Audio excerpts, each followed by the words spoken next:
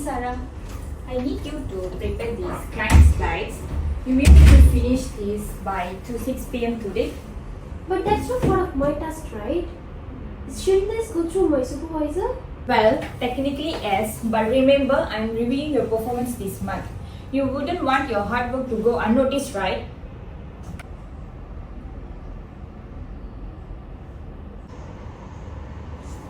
Hey Sarah, that's Maya's way. She doesn't have the title, but she controls the narrative with the boss. Alright, I'll get on it.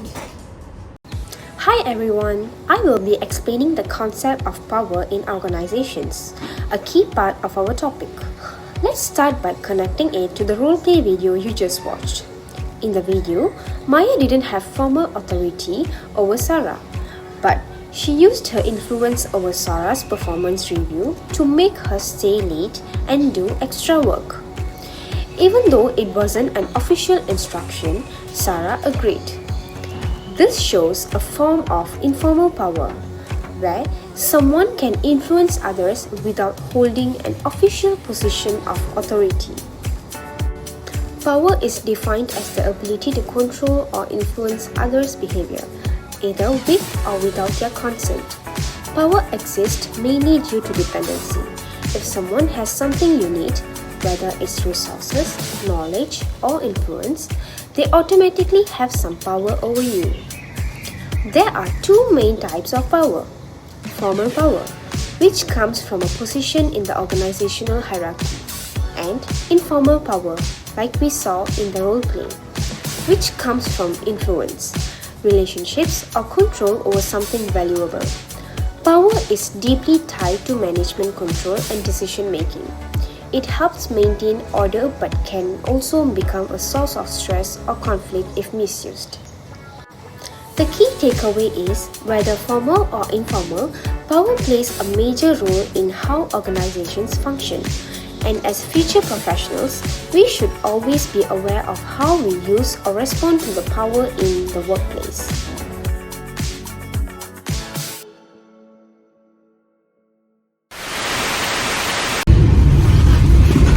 Tina, can we approve the training course for James? It starts tomorrow and he's very excited. Did you get the form P3, manager signature, budget confirmation and upload it into SOP portal? No, I just got verbal approval. Verbal? No, we follow procedure here. Otherwise, the audit team will be on our backs. Maybe you can use this. This is how bureaucracy keeps things safe and structured. You will get used to it. Okay, thank you. Good afternoon everyone. I'm Abhinashri Balachanda and my metric number is 300428. Today, I will briefly explain the concept of bureaucracy in organizations. Introduced by Max Weber, bureaucracy refers to a structured system where decisions and roles are clearly defined, guided by formal rules and a strict hierarchy. This idea is to promote efficiency, fairness, and accountability within large organizations. Weber outlined 6 key principles, which are authority based on official position, not personal influence, selection based on technical skills, clearly defined roles, a strict chain of command, standard operating procedures to guide behavior, and written documentation of decisions. These elements aim to create a system where tasks are performed consistently and fairly. Bureaucracy has several advantages.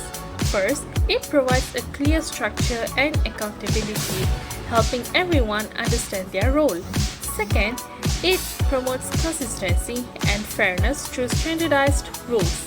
And third, it enables large organizations to coordinate their activities efficiently.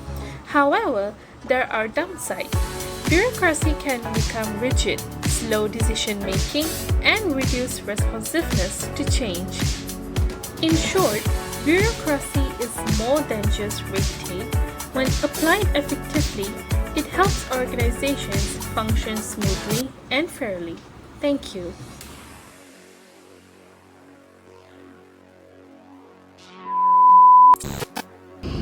Mira, starting today, I give you the authority of approving staff leave application. I won't be around this week, okay? Understood. I will handle that.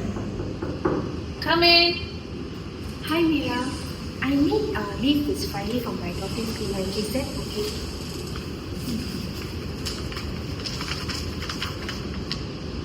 Looks good. You have met the criteria. Leave approved. Thank you. Hey Mira, is that everything okay there? Hey Miss Jenny, everything is okay here. I have approved Sarah's leave. It didn't conflict with work. Good job. That is exactly why I gave you the authority to make decision without me waiting for. In the role play, we saw Mrs. Jenny delegating authority to Mira so she could approve staff leave while she was away. Although she was not the department head, Mira was officially given the power to make decision in a place. This reflects formal or delegated authority where someone is given the legal right to act on behalf of another person within the organization. Because of this authority, her decision was legitimate and respected by other staff. This shows how authority enables someone to act within a defined scope and ensure the organization keeps running smoothly even when leadership is not present. Today I am going to explain about the authority. Authority refers to the right to make decisions and give orders with an organization. This right is granted by one's position in the organizational hierarchy. In simpler terms, authority allows managers to guide their teams, assign tasks, and allocate resources, all in line with the company's goals and procedures. It is a formal, legally recognized power, and meaning it is not just about the personal influence, but having the official capacity to act. A great example of this in practice would be a nurse in a hospital. The nurse may have the authority to administer the medications, but not to change the patient's prescription. That boundary exists for safety and efficiency, showing us the rich role as the clearly defined limits to the output. Now let's look at the three main types of authority based on Max Weber's classic theory. The first type is the legal rational authority. This is the most common type in modern workplaces. It's based on formal structures and written rules and clearly assigned roles. For instance, a department manager has authority because the organizational chart gives them that power and others are expected to follow it. The second is traditional authority. This form of authority comes from customers or long-standing practices. You might see this in family-run businesses where leadership is passed down based on seniority, family ties, or heritage, rather than job titles or qualification. The final types is there is a charismatic authority. This is where a leader gains influence because of their personal charm, confidence, or vision. For example, a startup founder may not have formal structures in place, but people follow them because they believe in their ideas and personality. In many organizations, these forms of authority can overlap, but understanding them helps us see where power comes from and how it functions. Now let's talk about why authority matters. When authority is clearly defined, it brings order and direction.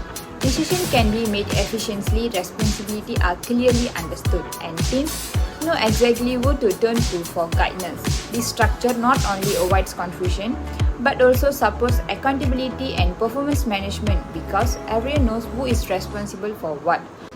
However, when authority is not clearly defined, problems start to arise. Teams get confused about who should take charge, tasks are delayed, and during crises, blaming shifting becomes common. Without clear authority, people hesitate to make decisions, or worse, multiple people try to make the same decision, leading to conflict and inefficiency. That is why clearly defined authority is not just helpful, it's essential to keep operations running smoothly and professionally.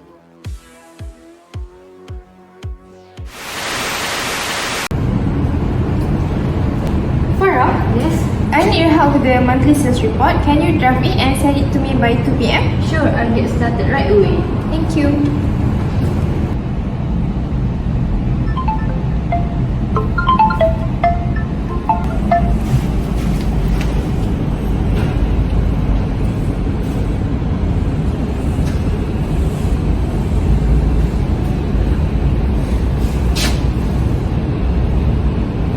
Yes, I understand Then I will fix the report immediately and resend it to you.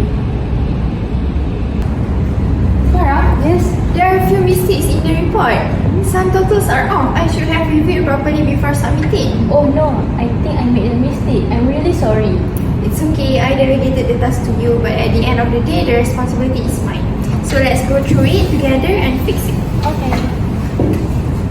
In this roleplay, Najwa asked Farah to prepare the sales report. However, when there were mistakes in the report, Najwa didn't blame her.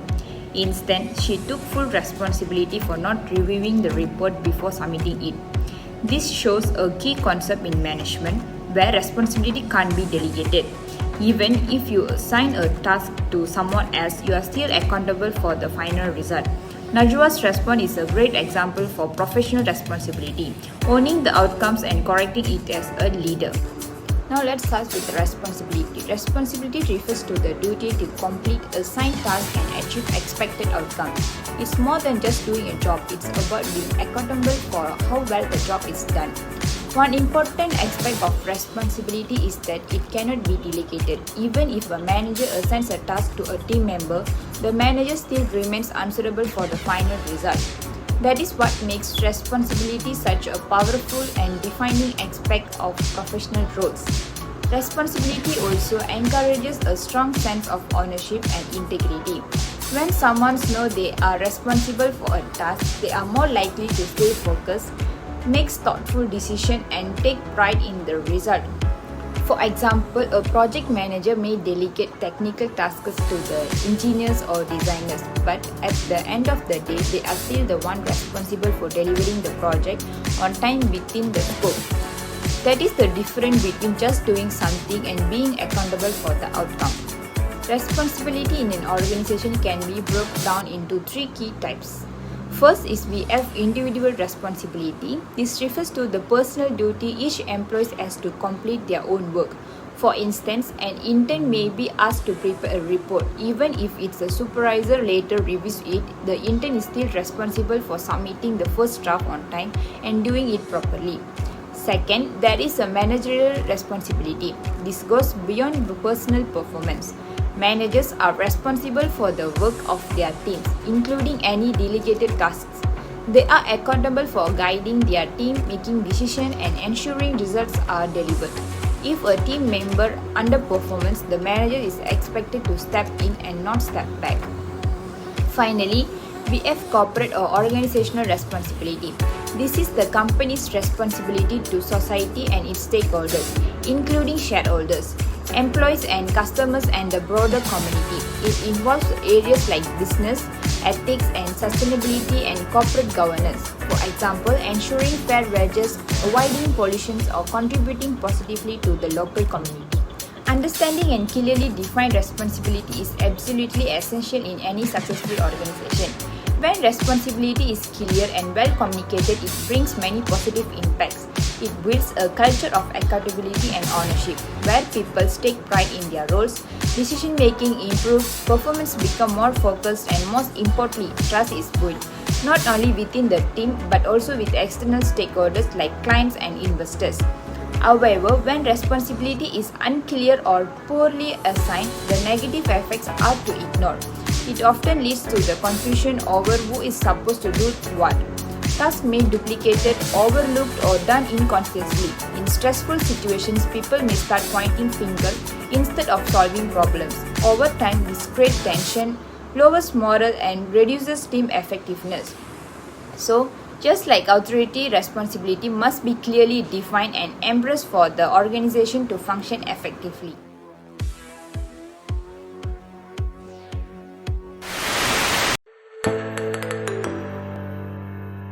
No time to waste. We'll go with plan A. No discussion, okay? But we had a better plan. This is not a debate. Alright, everyone pitch in your ideas. Let's vote for the best one. Great, I feel hurt this time. You guys know this better than me. Do whatever works.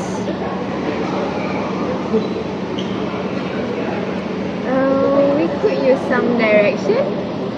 Oops, two hands up. Leadership styles really matters. Assalamualaikum. Assalamualaikum and hi, my name is Nur Khairuna Jo binti Nur Azlan and my matrix number is 291343. I'll continue the presentation by explaining the leadership concept. So leadership is not just about giving instruction, it's about influencing people to work toward a shared goal.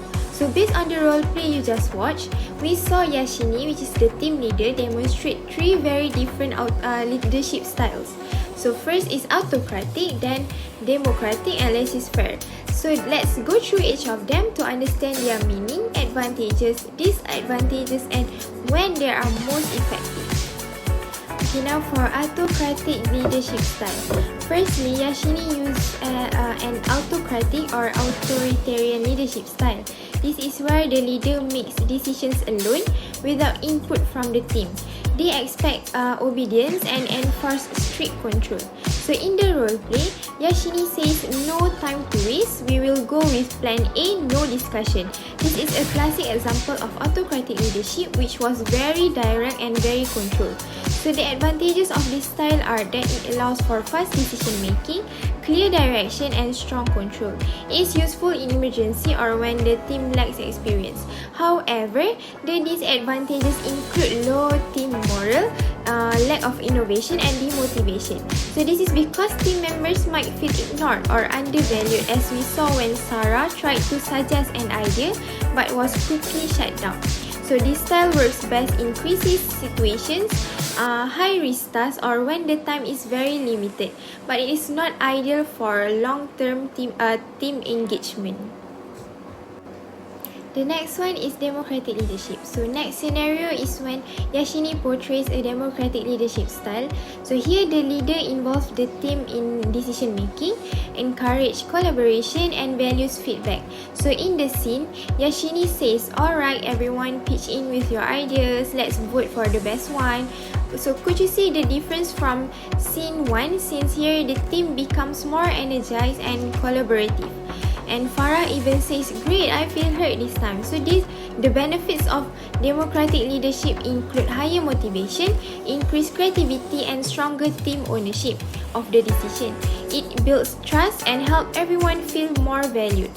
But on the downside, it can be time consuming, especially when the team has many differing opinions. Sometimes decision may be delayed due to too much discussion. So the style is best when the team is skilled, experienced and willing to contribute, and when there is enough time to allow for group input and discussion.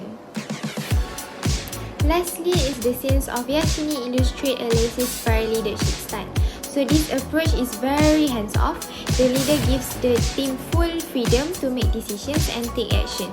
So when the Yashini says, "You guys know this better than me, do whatever works," but instead of feeling empowered, the team looks confused.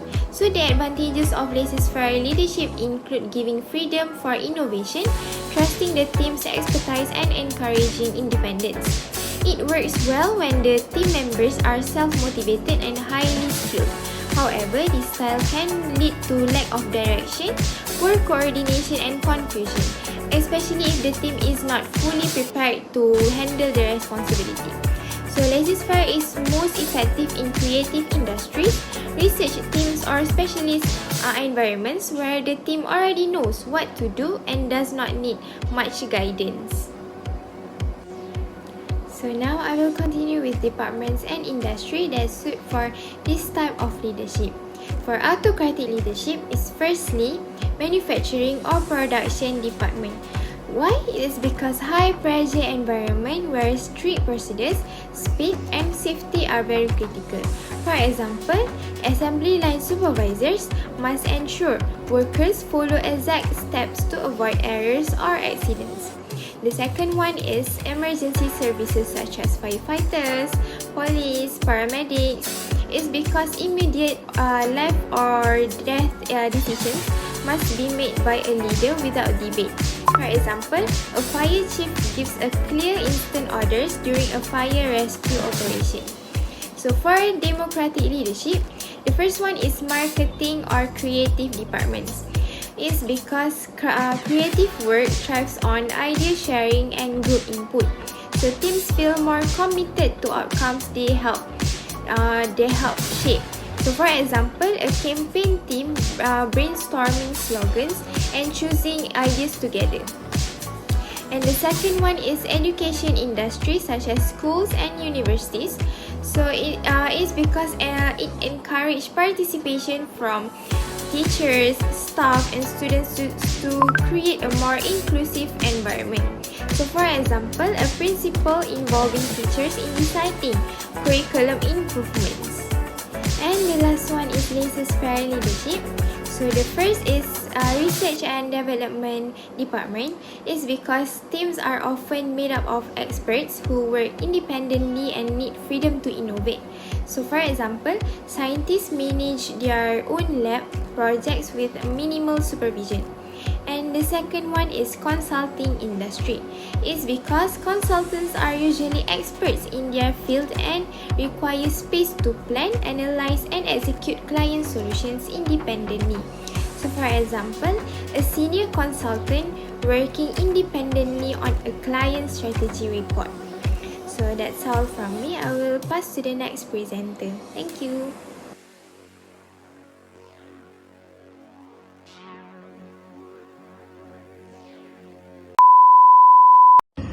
Lisa, take charge of the new ad design.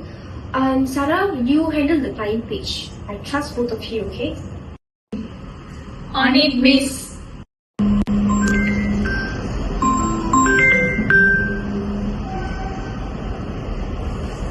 Fantastic presentation and design. Well done. I didn't do it alone. Delegating gave them space to shine. Thanks for trusting us. It helped us grow too. In our roleplay, Trust to Deliver, we see the manager delegate two important tasks to her team. She assigns the new ad design to the worker from marketing and the client page to the worker from sales. Instead of micromanaging, she expressed full trust in them by saying, "I trust both of you." Later, the client praises both of the presentation and design. Instead of taking credit, the manager proudly says, "I didn't do it alone." Delegating gives them space to shine. This moment reflects the true purpose of delegation, not just assigning tasks, but empowering people to succeed.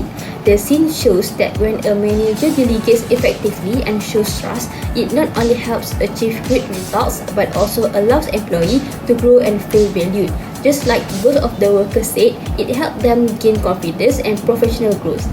Delegation is more than just assigning a task, it's a vital management skill that promotes trust, efficiency, and team development. Delegation is the process of assigning both authority and responsibility to others throughout different levels of organization. It can take place in three directions, such as downward, which is from manager to subordinates, upward, suggesting solutions to higher ups, or laterally, between department or colleagues. While it may seem like a simple trust transfer, effective delegation is actually a powerful tool that benefits both the manager and the employee. For managers, the benefits are clear. Delegating helps them free up their time to focus on higher priority tasks while still ensuring that important duties are completed. It also builds a culture of trust and increases the team's flexibility as more people become capable of handling various responsibilities. On the other hand, for employees, delegation provides a chance to prove their abilities, gain experience, and grow their careers. When team members are given the opportunity to contribute meaningfully, they feel more involved, motivated, and valued. This emphasizes that successful delegation allows leaders to utilize their team effectively, create a happy working environment, and build a culture where people are competent and ready for anything. However, delegation must be handled carefully. One important point is that responsibility cannot be delegated. Even if a manager gives someone the authority to act, the manager is still ultimately responsible for the outcome. Therefore, for delegation to be effective, managers must clearly communicate expectations, support their team members, and follow up consistently. Done correctly, delegation strengthens the team, develop future leaders, and contribute to a more productive and trusting workplace.